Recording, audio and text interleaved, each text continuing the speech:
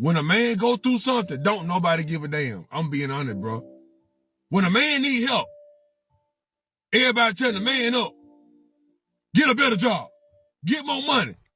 But when a woman need help, everybody cool with it. The first thing they say is, where your man is.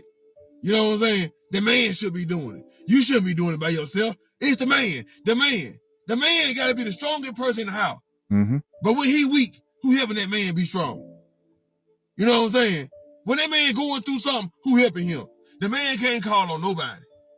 Huh? He got to do it all by himself. Even when he's stressed out, who helping the man? When he's suffering and struggling, who helping the man? He got to help himself. Ain't nobody standing with him, but he stand with everybody else. He pay everything. He do everything. He trying to keep everybody in order, trying to keep the kids in order, keep himself in order, keep his spirit in order, keep his mind in order. Who gonna keep the man in order when he out of order? All right, so I stumbled on this, and I'm listening to this, and I think this what I am going to see this as, because I don't think he's complaining, right? Because that's the reality of life. I think he's just venting about the reality of being a man, and you're not a woman. Now, this expectation, because you know there are people who work in how the world should be. This expectation that some men have out here of, oh, men should be allowed to cry on TikTok and they deserve a softer life. Now, that's a reality that I'm very much against. Will never exist, shouldn't exist, because men don't thrive well when they are experiencing too much comfort, because reality will never change. Now, from the perspective of men listening to this and a man being honest about what men go through, which is what I think he's getting at, you know, I can listen to this and also relate. Let's keep listening. Huh? When he needs somebody to help him. But a woman help everybody cool with it. Nobody say shit. Everybody got their back. But when a man go through something, he get stepped on, he get beat down, he get degraded, he get insulted, he get dragged down through the mud. You wonder what's wrong with these men. They going through it. They stressed the out. They hurting inside, bro. Men get tired of every time something going wrong with them, everybody shut down on them, bro. Everybody turn around, turn their back, and like he ain't nothing because he a man. It feel like you ain't human when you a man. Like, bro, I gotta act like I ain't hurt. I gotta act like I don't want to cry, bro. I gotta sit in the room and cry to myself, wipe my tears away, and come outside and smile at my kids and white face like I ain't going through shit. Like I ain't dealing with nothing. I know men feel like that sometimes, bro. You try to be tough, bro. I don't care how strong you think you will, bro. But when your heart get hurt, bro, it's different, bro. When your people laugh at you, bro, when you suffering, that shit different. That's a different feeling, man. It's a different feeling. I don't think anybody understand what the hell I'm talking about right now. No. It ain't always the man's fault when they should fail. It's because they failed him. When somebody failed you mentally and physically and emotionally, they failed you, bro. I'm going to play the rest of this, but I just want to make something very clear. As a man, you weren't meant to bottle everything up and have no outlet whatsoever. That is unhealthy. Now, your superpower as a man is that you aren't the first one to crack.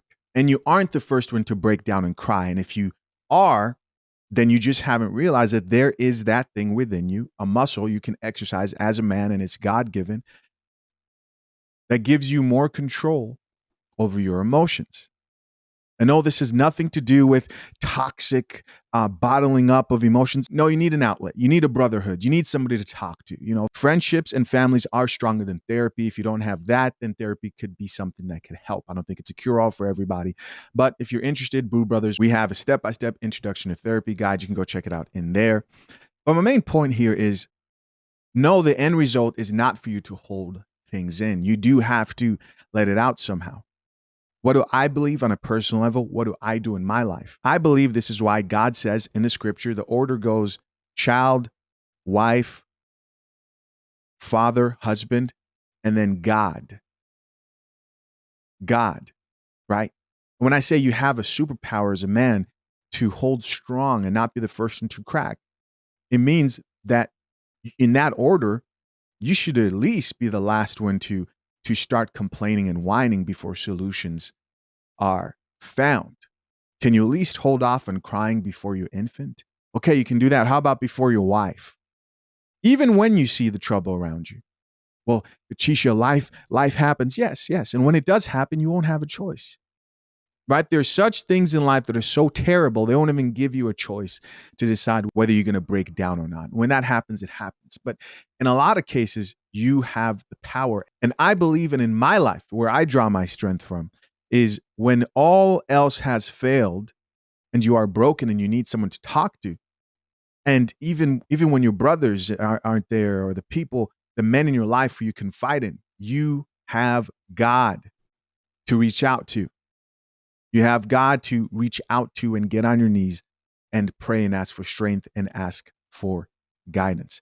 And I truly believe that's why that order is important and goes in that way. Let's keep listening. You try to spend time, they don't want time. You try to love them, they don't want love. They don't want a kiss, they don't want nothing. They push you in the corner, bro. People push you in the corner and they expect you to smile while you in that corner hurting. You own family, they don't know you. Friends, they don't know you. You don't care about it, but damn, am I a bad person like that? Where everybody look down on me when I'm hurting? What is it about me that you don't like? What is it you don't want me to be? Is it something you don't want me to be?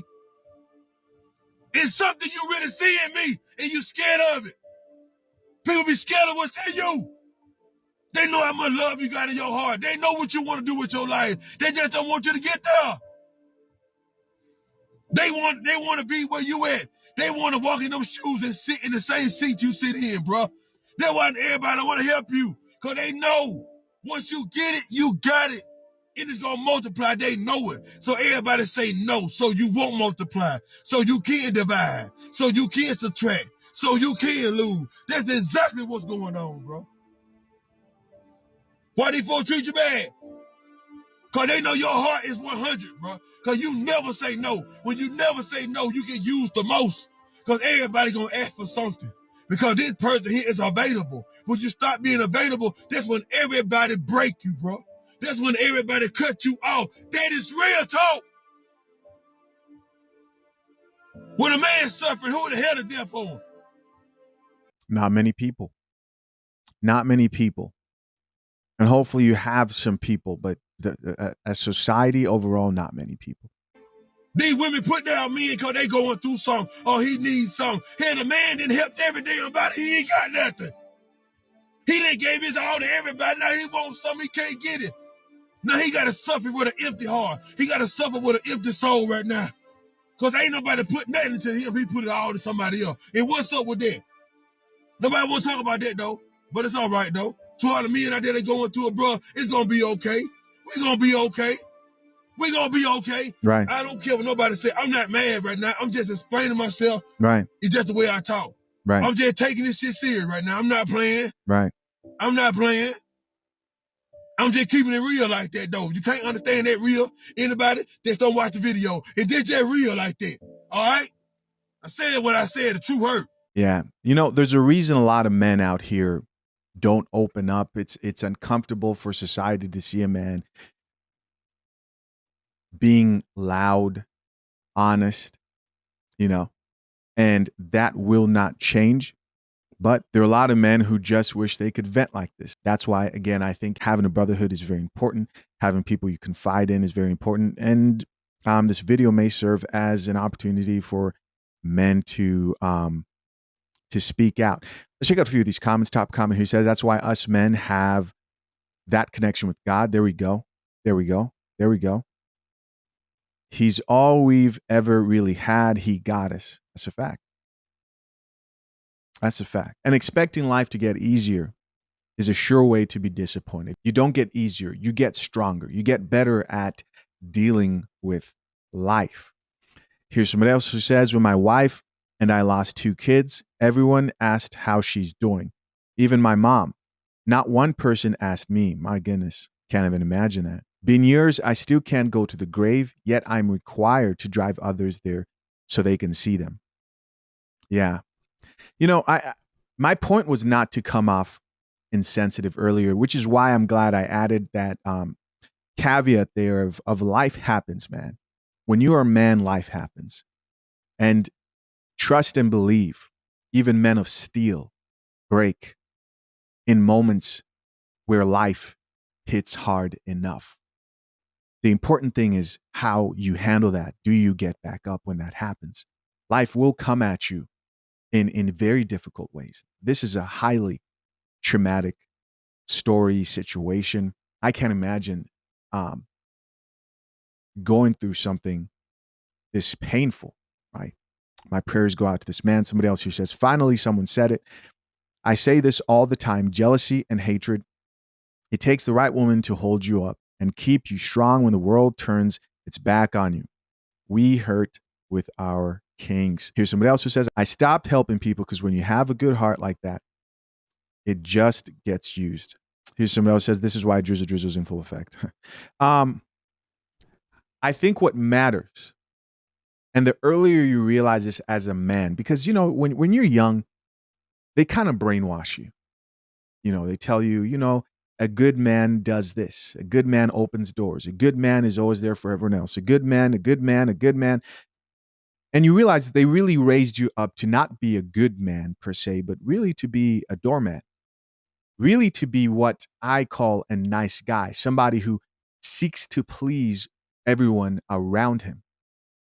And what's the difference between a nice guy and a good man? A good man lives by a set of principles and values, which he believes will produce goodness in his life. He believes these are the recipes that will give me a good life so I could have a healthy future, good friends, good family, right? And so you learn to set boundaries. That's how you go from that nice guy to being a good man. The nice guy thinks if I'm nice to people, they'll be nice to me. That's not how life works. A good guy realizes, okay, I will be good and I will be good in this situation because this is what I believe about life.